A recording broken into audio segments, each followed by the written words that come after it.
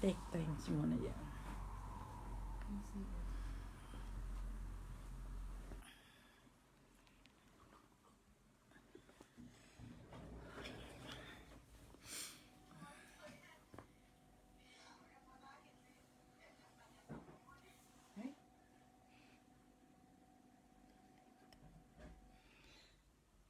Nilitang minuna. Ay, good evening po.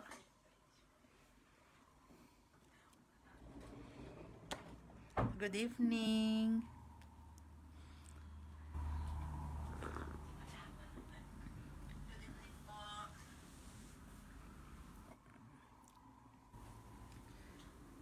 Good evening.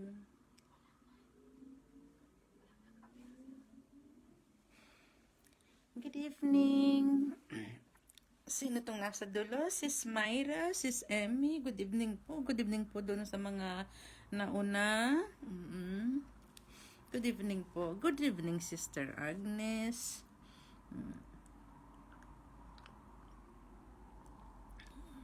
Good evening po sa ating lahat.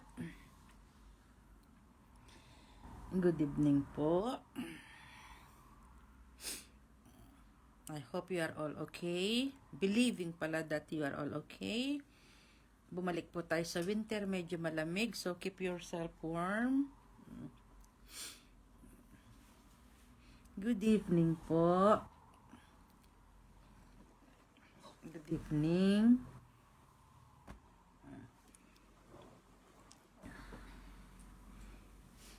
Saglit lang po tayo. Maghintay pa po tayo ng ating mga kaklasmate dito sa seminar. Good evening, Sis Liway.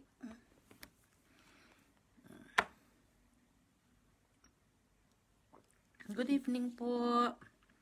Minsan hindi ko po kayo na babanggit ang pangalan because minsan hindi ko nakikita yung nag-a-appear. Good evening, I think si Jane Marie. Good evening. Saglit lang po tayo. Good evening. Hintay lang po natin ang kasama po nating makikinig sa seminar. And we have 2 more minutes before 8. At nagsisip pa ng coffee ang ating speaker.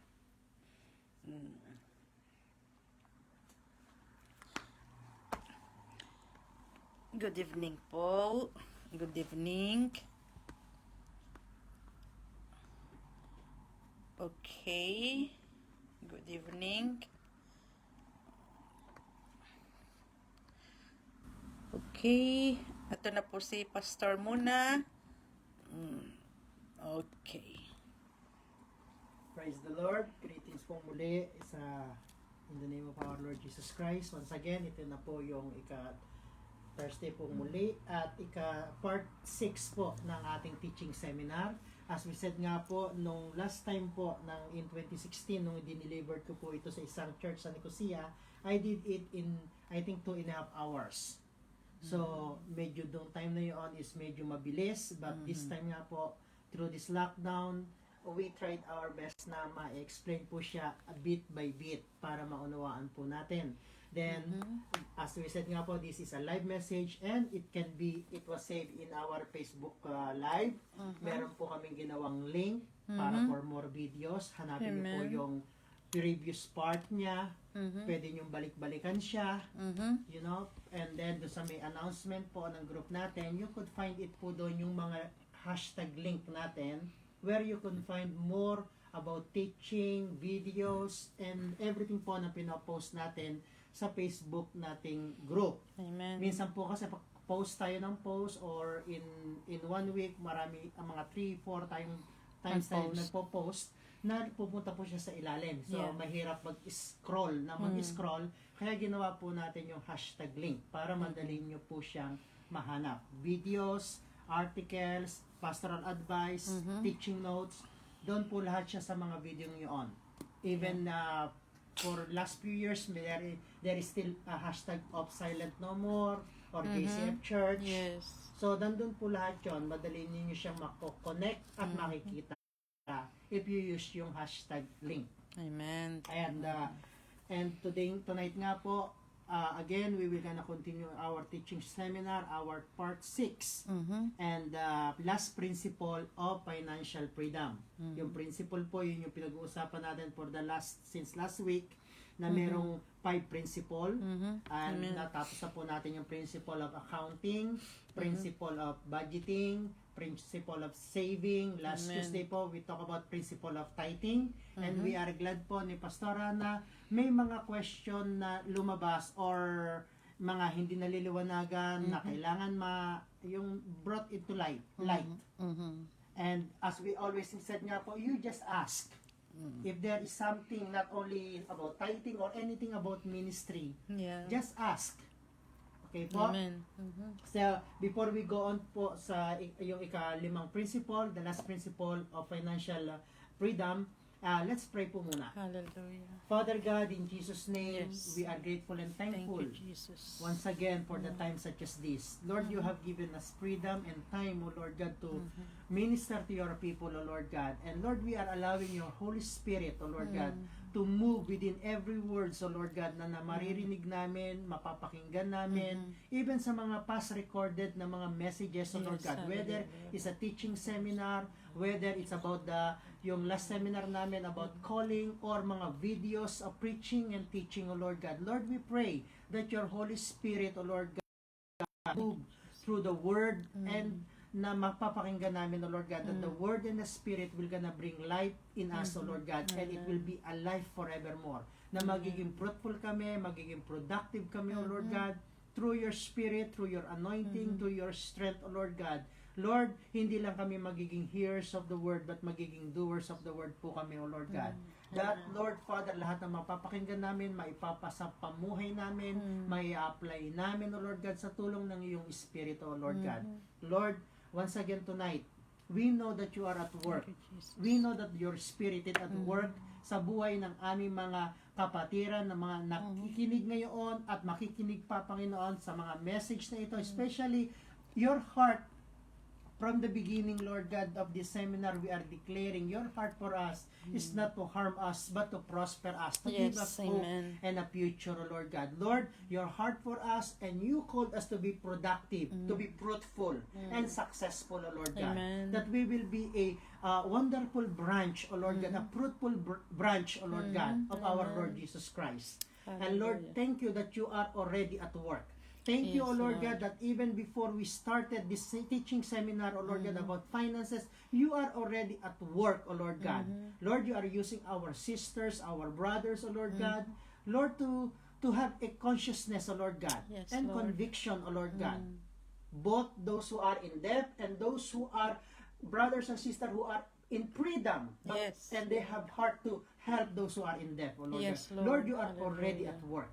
And Lord, we are grateful and thankful for that. And Lord, continue to work in us and through us in Jesus' name.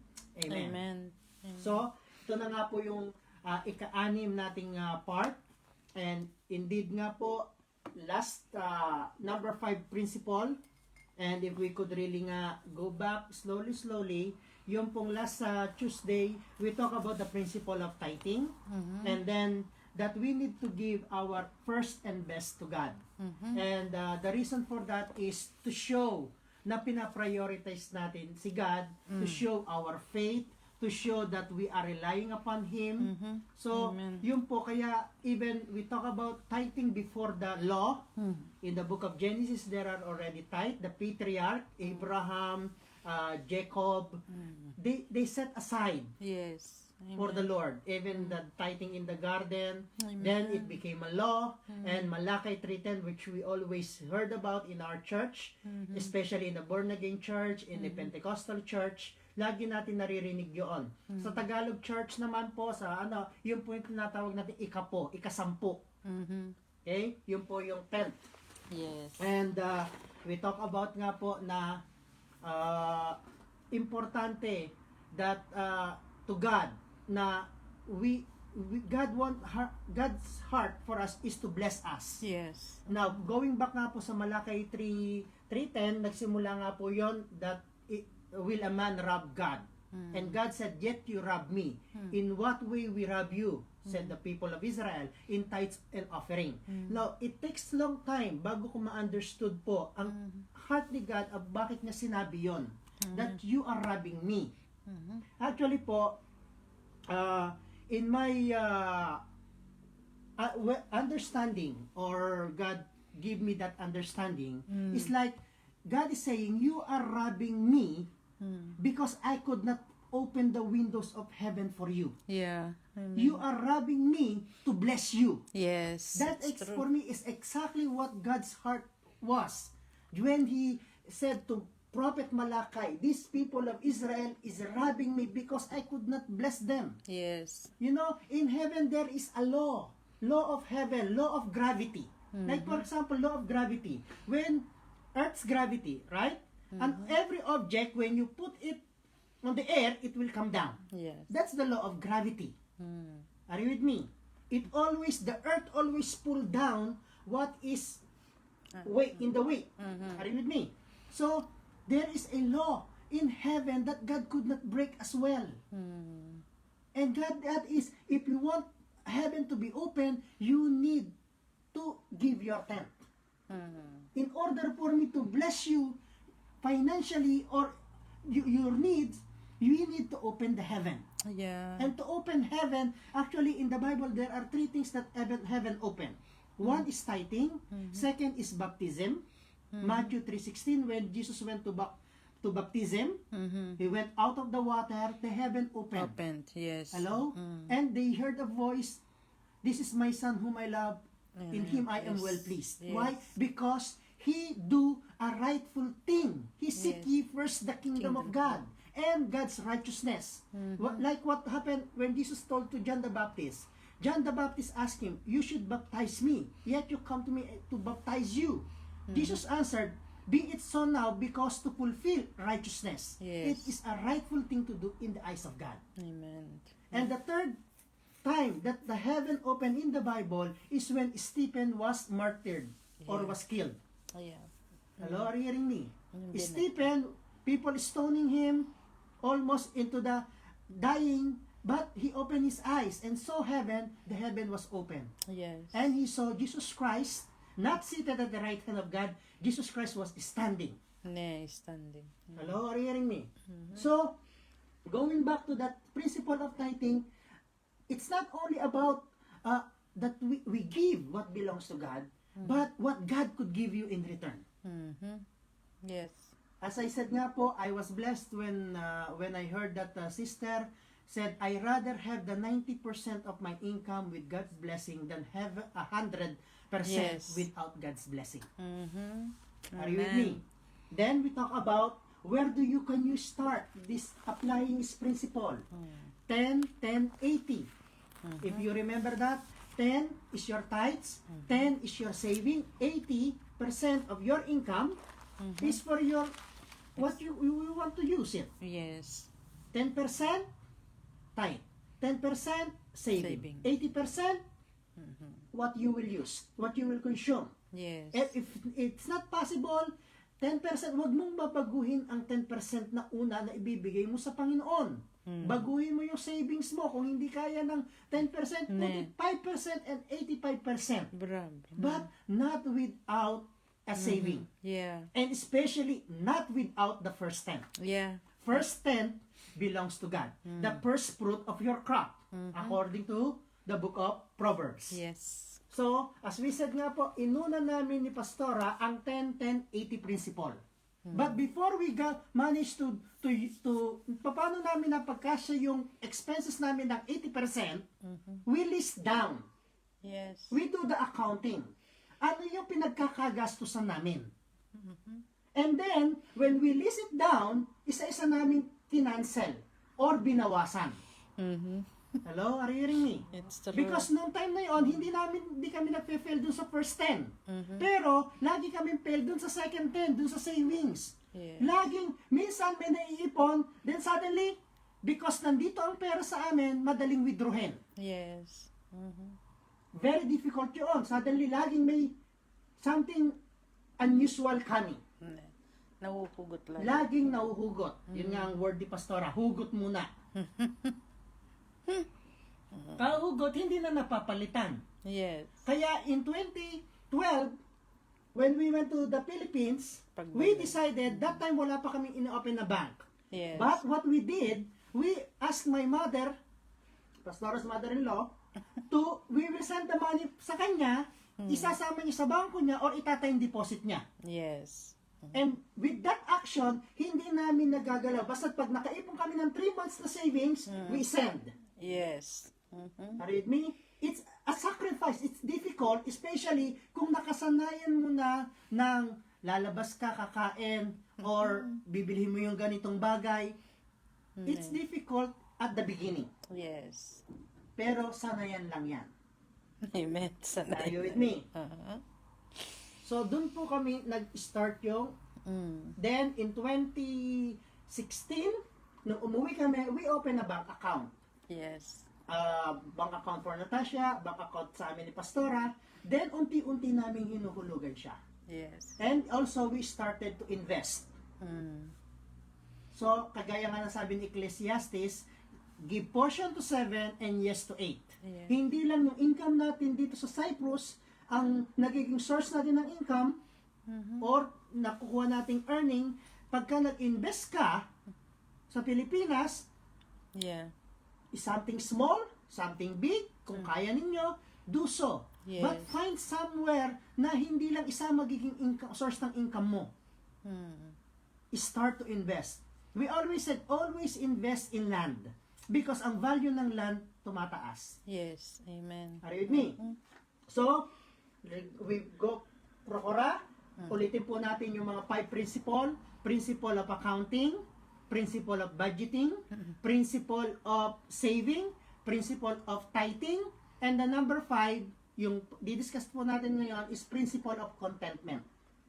Kailangan maging content tayo sa mga bagay na meron lang tayo. Yes. Nagkakaroon po tayo ng problem sa finance because hindi tayo kontento. Sometimes hindi tayo naging kontento, sometimes because of jealousy. Nagiging jealous tayo sa bagay na meron ng ating kapatid. Yes. Or minsan naman, ang pamilya natin, akala nila kapag nasa abroad ka na, kaya mo nang bilhin lahat. And because para hindi ma-hurt ang feelings nila, kakayanin natin ibigay ang bagay na hindi natin kaya. Yes, it's true. Are you with me? So, principle of contentment is enjoy what you have. Malaki man siya, maliit man siya, but enjoy. Kung maliit man yon, i-enjoy mo yon. Hello? Look what happened, or look what Ecclesiastes said. Ecclesiastes is also Solomon who wrote it, wisest man. Wisest man. Okay? Ecclesiastes chapter 6, verse 9.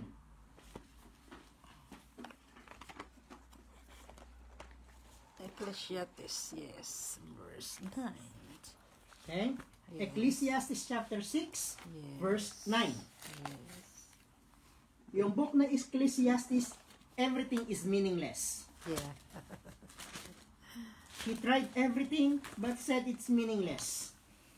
Ecclesiastes, Chapter 6, verse 9. verse 9. Okay. Are you there? It's written, better what the eye sees than roving of the appetite. This too is meaningless, chasing after the wind. Ano ibig sabihin po ni Solomon nung sinulat niya Ecclesiastes? It's better to be satisfied on what you have than always wanting something else. Yes. I-enjoy mo kung anong meron ka. Hello? Are you hearing me? Amen. Kung gusto mong, like example, sister, or every time gusto mo kumain sa labas. Are you with me? And I like that. Pero, kung hindi mo naman kaya, tiis-tiis. Kung ang capable mo lang bilhin is patatas, enjoy with it. Hello? Kung kaya mo lang is to buy coffee, enjoy with it. Yes. Amen. Hello? Are you hearing me? No. Kesa, gusto mo yung isang big meal, Hindi mo kaya. hindi mo naman kaya. Hello? Ganon din sa mobile phone. Buti nga ngayon, yung craving ng mobile phone, hindi nagaano. Yes, amen. Back then, yung uso pa si connecting people, my goodness. Si Nokia pa naman nun, nakahilig niya maglabas ng new Ano? Ngayon, very often ko nang naririnig ngayon yun. Tiis-tiis sa patatas. Marunong silang nagtiis-tiis. But, be Amen. content. Amen. Kung, di ba, magbabudget ka, meron tayong budgeting. Put a small portion pangkain sa labas at least once a month. Yeah. Enjoy it! Kung walang pangkain sa labas, wala pangkain sa labas. Look, sometimes on Sunday, nakikita ko yung mga kapatiran, may mga naglako. Kahit small sweet, they try to enjoy. Yes, it's And true. I am blessed with that. No. Pero mas blessed yung pinagbilhan. Diba? Minsan, merong kahit itlog ng manok ginawang balot, Oh. they are happy with that. No? Amen. They became content. Contentment is the key also. Now, Hebrews 13:5. Itlog ng manok, ginawang balot.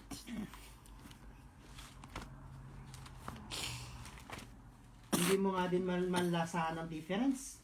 Marehas din naman, balot din. Itlog din. Itlog din. Hebrews chapter 13, verse 5. Fasting pa naman ngayon, kaya wag mo nang sublaki, okay? Patatas muna. Okay? Are you there? Yes, Hebrew. Hebrews 13, verse 5 said, keep your lives free from the love of money and be content with what you have.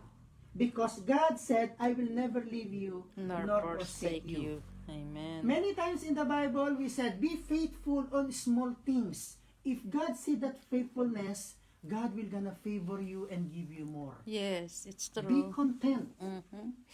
You know? We always said nga, you know, especially ngayon, laging maraming nasa post. Nakapost sa Facebook, nakapost online, nakapost Amazon. Uso ngayon yung mga online selling. You know? Especially pagka meron kang computer, meron kang device, Or scroll ka lang. scroll ka lang ng scroll. Search ka lang ng search. Especially, avoid ninyo ang Amazon, avoid sa Pilipinas, i-avoid nyo si Lazada, si Shopee. Sa Greece. Minsan sa Facebook makikita nyo yung mga, lahat, mostly, ng friends ninyo, naka-online selling. Mhm. Are you with me? But I always said, you have to define ang needs at want. Mhm. Pagka nagtagpo ang needs mo at want mo, praise the Lord. Yeah. Pero kung want mo lang, hindi mo naman need, tiis-tiis. Be content of what you have.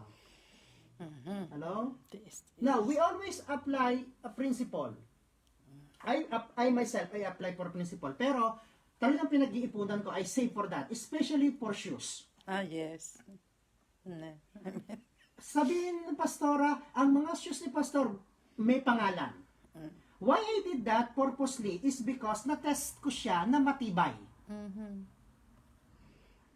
Ang isang shoes ko tumatagal ng 7 years, 8 years. Hello? Mhm. So, ang ginagawa ko, pagka magpupunta ka, mag-window, sabi nga niya, shopping therapy. Window shopping. Pupunta kami na chichikan namin yung magkano.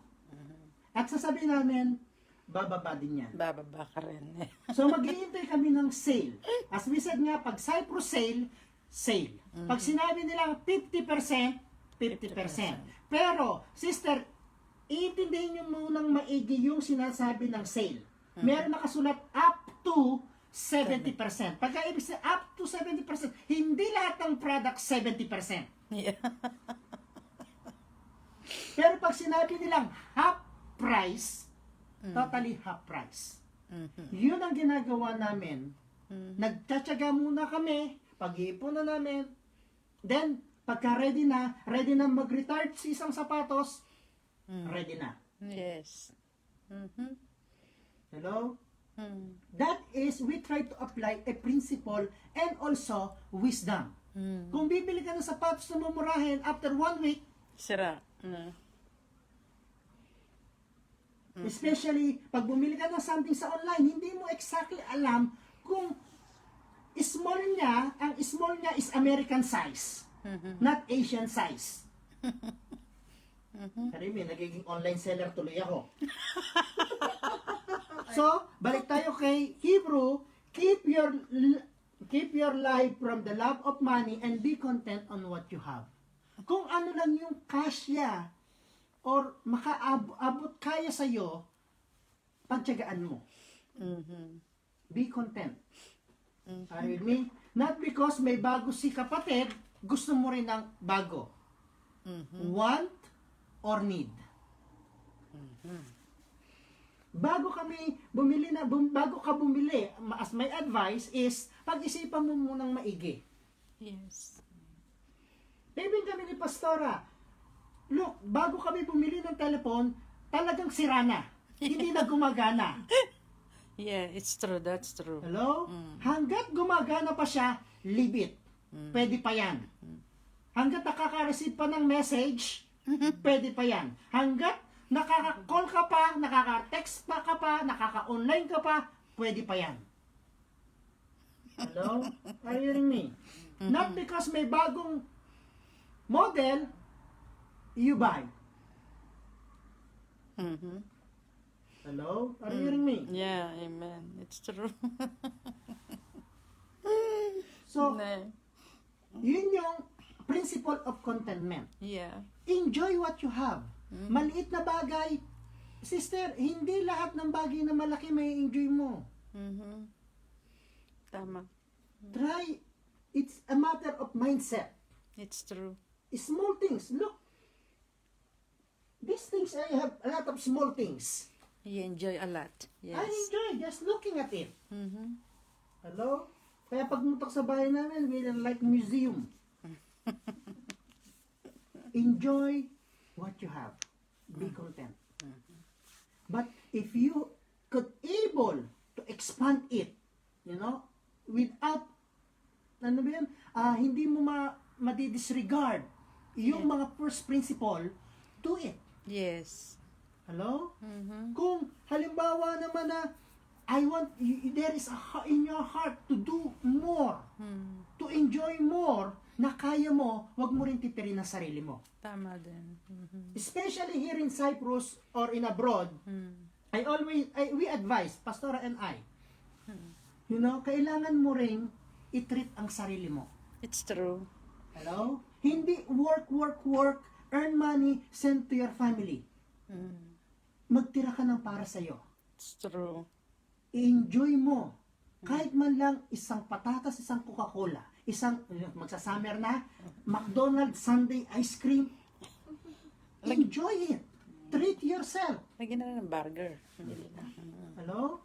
It's important to treat yourself as well. Yeah, You it's know? true. Because you are working. Mm-hmm. It's true. Hello? Don't also abuse your health. Huwag naman too much enjoy. Are you with me? Amen. So, yun po yung principle na yun lang ang pinaka main verse natin, yung Ecclesiastes at Hebrew. Be content with what you have. Principle of accounting, principle of budgeting, principle of saving, principle of tithing, principle of contentment. Are you with me? Now, God wants to work in our life. But, ito nga po yung binibigay ng condition ng Panginoon. Hindi natin siya pwedeng mamili dun sa 5. If you really want to be debt free, live in that principle. Yes. Hindi natin ipipik, Pastor, okay sa akin yung tithing, nagtatides naman ako, pero hindi yung saving. That's not possible. Kaya nga tinawag natin siyang principle. Things to follow. Yes. If you follow it correctly, God guarantee Mm-hmm. you will be prosperous. You will be go out of that debt. Yeah. Hello? Are you hearing me? Now, Amen. hindi mo pa sabing enjoy lang ako ng enjoy or tamad ako mag-accounting, lalo ng budgeting. Sumasakit ang ulo ko, pastor. Maraming panadol, sister. Sa simula lang. Hello? Yeah, it's true. Mm. You have, and also, you have to do it in order. Mm. Are you with me? Accounting, budgeting, saving, tithing, contentment. Mm. When God created the world, Mm-hmm. kinreate niya by days. Yes. Mm-hmm. May order siya. Mm-hmm. Hello? Huwag nating i-rumble. Mm-hmm. Are you with me? Mm. So, principle of accounting, budgeting, saving, tithing, contentment. Mm. Yun yung 5 principle. Mm-hmm. Going back dun sa sinimula nating yung first 2 part ng seminar natin, your money matters to Matters God. to God. How you handle your finance matters to God. How you gain your finance matters to God. How to use your finance matters to God. Mm. Because God wants us to be a manager Yes. and a good steward of His finances. Mm-hmm. As we said nga, kinote natin yung word ng Panginoon, if you cannot be trustworthy about small things Mm-hmm. or your things here on earth, how can God trust you with the true richness which is eternal life? Mm-hmm. Hello? As we said nga uli, you know, we are a witness. We are a living witness sa mga salita ng Diyos. Amen. We should be a good news. We should be a good steward. Mm-hmm. Hello? Are you hearing me? Amen. That's why I am sad na may matatagal ng Kristiyano, still, bumabalik pa sila sa bondage. Or nasa bondage pa sila. It should not be. Mm-hmm. It's for freedom that Christ has set us free. Do not be burdened again by the yoke of slavery. Death is a slavery. Mm-hmm. Are you with me? Now, another concern about money is, this is I will gonna give you how I will call it, 2 orders. Mm-hmm. Orders of life. First is how most people handle their money. Yeah. Most people. Whether they are a Christian or non-Christian. Most people. Mm-hmm. They earn it. They earn. They work, they earn. Yeah. Then they enjoy. Then, they use it. They repay. They repay kung may mga bills, they repay yung expenses, nagpe-pay sila. Then, ang kasunod noon, then they give to God. Mm. Or to their whatever, religious, giving to the needy, they give out. Mm-hmm. Are you with me? They earn, they enjoy, they pay, and they give, they save, they give. 5. Earn, enjoy, pay, save, give. Mm. Are you with me? Amen. That is, most people handle their finances. But for the kingdom people, it's not like that.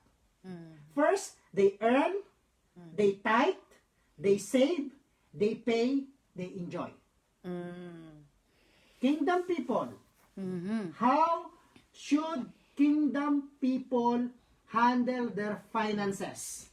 Huli ang enjoy. Earn it, tithe it, save it, repay, bills, everything, expenses, and then they enjoy. Mm-hmm. Ang pagkakaiba, most people, they earn, they enjoy, they repay, they save, they give. Mm. Ang nangyayari sa most people, yung last, they give to God. Yeah. Kung ano lang yung matira. Yeah. Actually, hindi na yun yung even, it what's in your heart eh. It's Yeah. what left on your pocket. Nah, it's true. Hello, are you hearing me? Mm-hmm. Yes, that's right.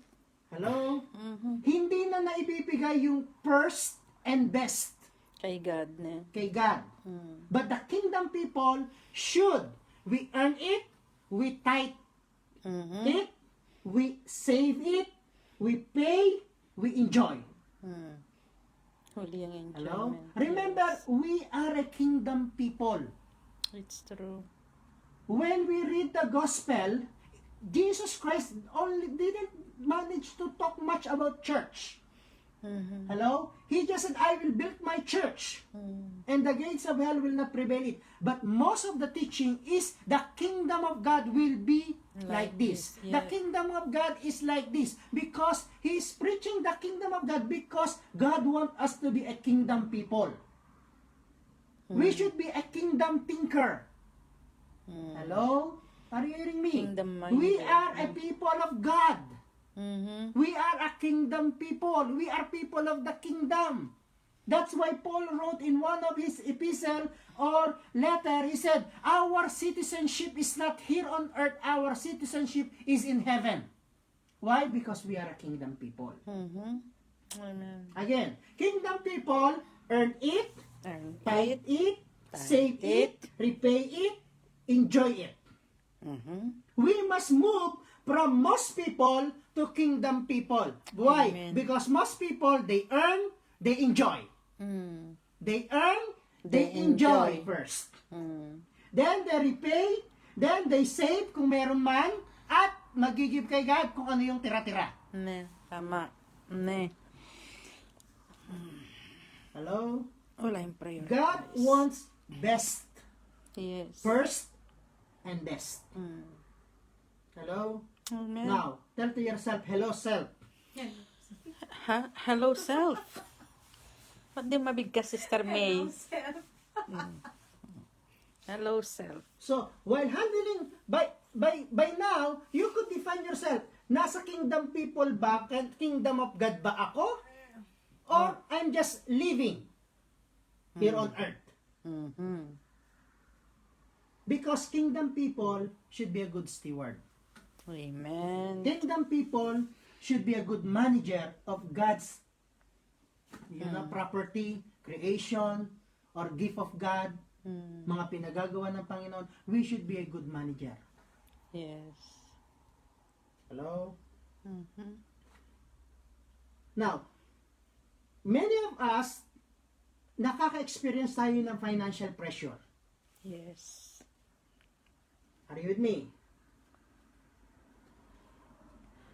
Minsan, we are feeling pressured with our finances. Hmm. And sometimes, because of that pressure, we argue with our family, Yes. with children, with spouse, Mhm. you know. And then, because may bills, you know, mga expenses, and sometimes you find yourself spending more of your time thinking, Mm. worrying, stressed, pressure. You know, sometimes my brothers and sisters, you know, because of out control of the finances, na out of control yung finances natin, nape-pressured tayo, minsan hindi natin namamalayan na ang out of control finances is the symptom of out of control life. Ulitin ko. Out of control finances is a symptom of out of control life. In short, hindi mo kayang i-manage. Hindi ka marunong mag-steward. Hindi ka marunong or wala kang planning. Yeah. In short, wala kang principle Mm. na ina-apply. What come may come. Mhm. Hello? Or sabihin natin, bahala na si God. Now, pagka ang life natin is out of control na, hindi mo na makontrol because of finances, maraming nangyayari. Do you know, hindi mo napupuna minsan sa magkakaibigan because of finance nasisira. Because of utang nasisira. Some relationship break because finance. Because nga, sabi nga, not only the love of money, but because hindi ka marunong mag-steward ng money. Can break your life. Can break relationship. That's why it's important to put it, apply a principle. Yes. Come out of that out of control finances. Are you with me? Now, sometimes, ang need natin, parang yung many people are looking for a greener pasture, hindi nila namamalayan, kailangan nila is a good shepherd. Diba? Ngayon naman, baka talagang totally out of control na ang life natin, try nating i-fix. Yeah. But sometimes, hindi financial planner ang kailangan. Or let's say, hindi lang seminar ang kailangan. Hindi lang financial advice ang kailangan. Pagka na out of control na ang life mo, ang kailangan mo na ay ang Panginoon. Amen. You need Jesus Christ to fix it. Mm-hmm. Ang kailangan na natin is life manager. Yeah. Kailangan na natin a savior. Mm-hmm. Hello?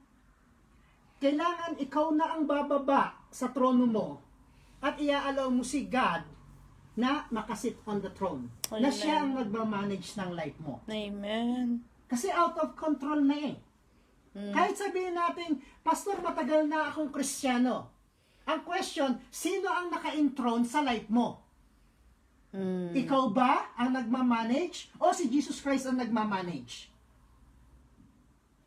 Hello? Because if Jesus Christ manage your life, hindi siya out of control. Because He will gonna help you, He will gonna lead you, He will gonna guide you. Lahat ng, kagaya nga sabi nga, He is a good shepherd. Kung siya ang pina-follow mo, you will lack nothing. Yes, there you will gonna pass through the valley and shadows of death, but you fear nothing. Yes. Because meron kang comforter. Yes. His staff is there to guide you, to lead you. Pag binasa natin ng Psalm 23, diba? Yeah. Even though I walk in the valley of shadows of death, I fear no evil. Because I know na yung presensya niya is more than enough. I Amen. know na yung staff niya ang mag-guide. Amen. Are you with me? And many of us na experience yun. Yeah, it's Na out of control finance became out of control life. Hello? Ne. Ne. Are you with me? Amen. Kaya, sister, think of it.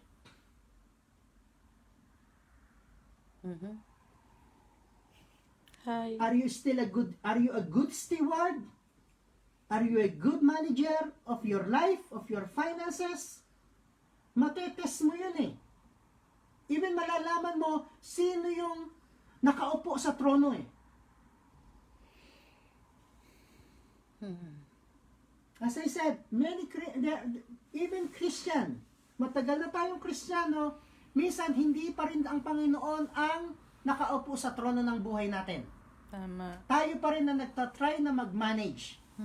Kung driver ka, nasa backseat lang, Ne. ang Panginoon, ikaw pa rin na nagdadrive. Ne. It's true. Hello? Instead na hayaan mo ang Panginoon ang mag-drive. Yes. And I just said, Lord, drive my life, control my life, steward my life, because I knew I trust in you. It's true. Hello? Are you hearing me? So, with this next week will be the last part 7. Actually, meron pa tayo ditong cautions and advice, especially po sa pagle-lend with interest at guaranteeing. Hello? At how to break out the debt trap. Atingin sa akin. Hello? Are you hearing me? Amen. Because the Bible talks about it. Amen. lending with interest, the Bible talks about that. And guaranteeing with someone or putting your pledge for someone, the Bible talks also about that. And it's unfair for you to take kung hindi ko i-share yun. Yeah, it's true. Hello? Because I want you to be wise. Because we see it firsthand, the Pastora. That's something really breaking. Yeah, it's true. Because of pledging, because of guaranteeing for someone. Hello? Amen. Ang Ilocano mahilig mag-guarantor. Kapampangan ako. Pati Kapampangan. Are you with me po? So, once again, yun po yung 5 principle. Sit down, pray to God. Lord, help me to apply this principle. Lord, I want to adopt this principle. Lord, I want to apply this principle in my life. As I told you, it's difficult in the beginning. But if you able to apply it, it is wonderful. Principle of accounting, principle of budgeting, principle of saving, principle of tithing, principle of contentment. Amen? Praise the Lord. So, we will pray unless you have some question again. Hindi naman tithing ngayon, contentment. Contentment, No. yes. Sister, even McDonald's, be content. Small ice cream, be content. Be content on what you have.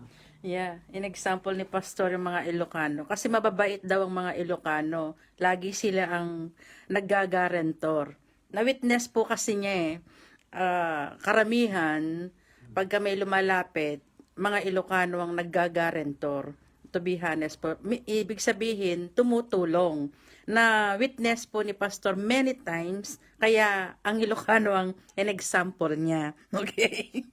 Nakita niya kami kasamahan ko, mga Ilocano, na naging, ka-co-team ko, na dahil sa gusto naming makatulong, naggagarantor po kami, naggagaranti po kami. Na ang pangalan namin ang dala-dala nila. Kaya na-witness yun ni Pastor sa amin and pinapangaralan po kami.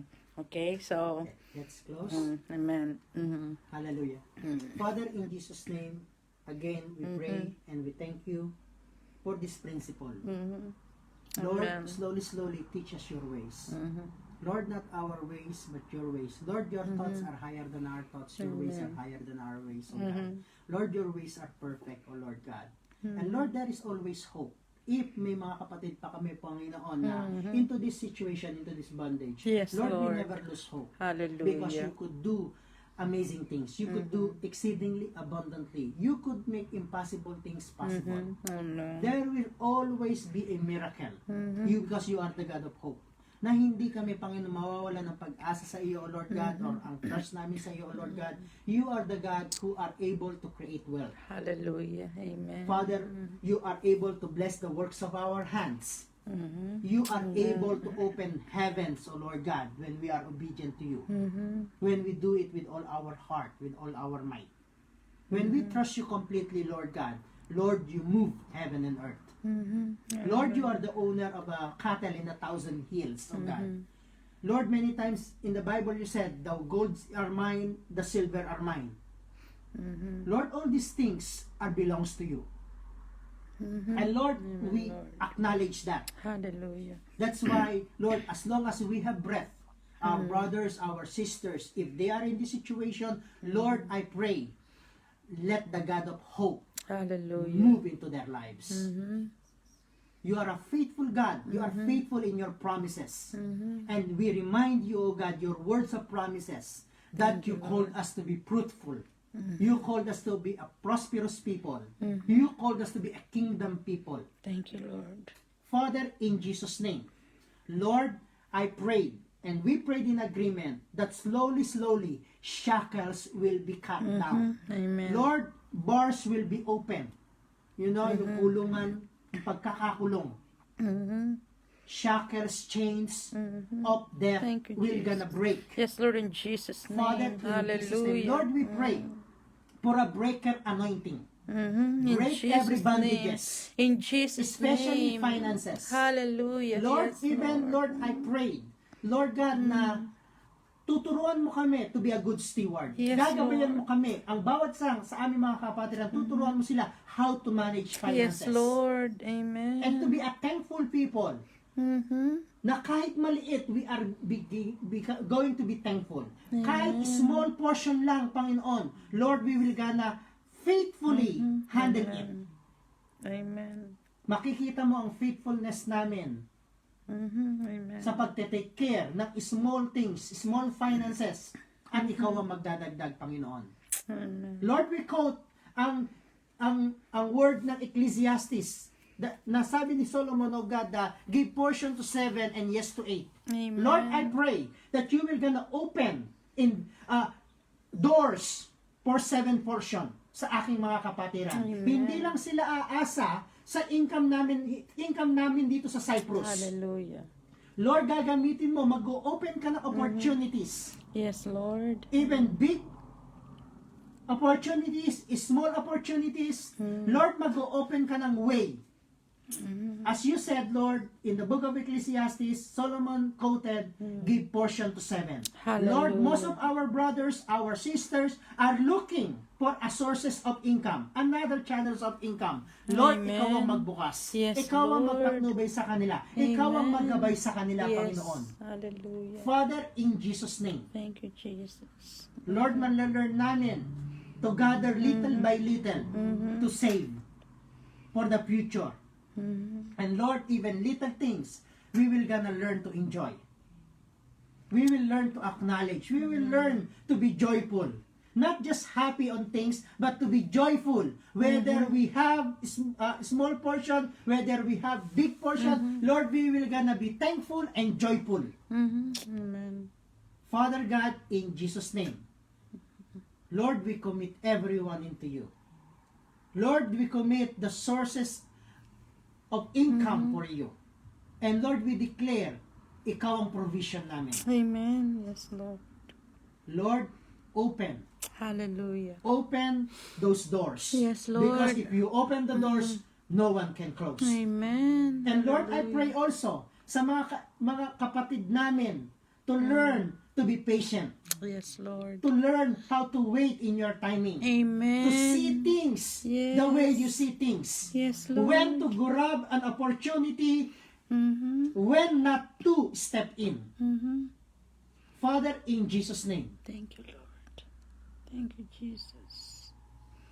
Lord, I Hallelujah. pray that you will gonna raise up people who will gonna counsel our brothers and sisters who wants to make a decision, who wants to open businesses. Lord, Hallelujah. you sabi mo po, the counsel of many are great. Yes, Lord. Hallelujah. Your people will gonna learn to ask for counsel, to Hallelujah. ask for prayer, Yes, to Lord. ask for blessing. Hallelujah. Father, in Jesus' name, Thank you, Jesus. sabi mo nga po, the blessing of a righteous man, the blessing of your people. Thank you, Jesus. Bless the work of their hands, Yes, Father. Lord. Bless the open doors. Hallelujah. Bless their plans, Father. Thank you, Jesus. Lord, we long to see that each brothers and sisters could have a 7 portion. Hallelujah. Thank you, Jesus. 7 sources of income, 7 Yes. flows of finances. Yes, Lord. Father, in Jesus' name, Thank you, Jesus. bless the work of their hands. Hallelujah. Lord, teach us and give us courage, Lord, to apply this principle. Thank you, Lord.